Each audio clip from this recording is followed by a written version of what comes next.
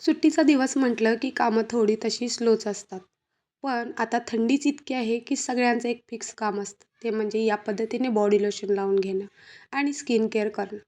आणि आता हे स्वेटर घातलं एकदा की कधी काढलं जातं हे तर काय विचारूच नका. बापरे थंडी!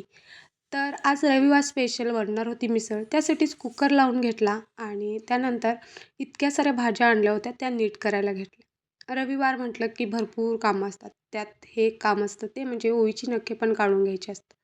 आणि माझ्या लेकीला कोणत्या गोष्टीचा हसू येईल हे काय सांगता येईल.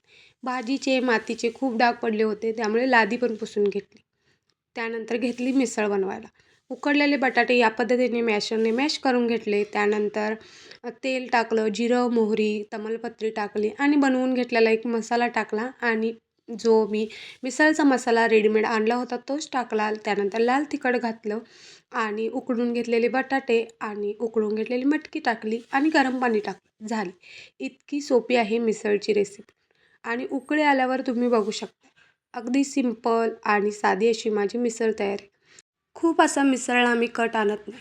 कारण खूप जास्त तेल तब्येतीसाठी चांगलं नसतं. त्यात आमची मुलगी पण लहान आहे. त्यामुळे आम्ही कमी प्रमाणातच तेल वापरतो. त्यानंतर या पद्धतीने जी मिसळ होती ती सर्व्ह केली आणि सगळ्यांनी मिळून आम्ही मस्त अशी एन्जॉय केली. आणि फॅमिलीसोबत काही गोष्टी करण्यात जी मजा आहे ती कशातच नाही.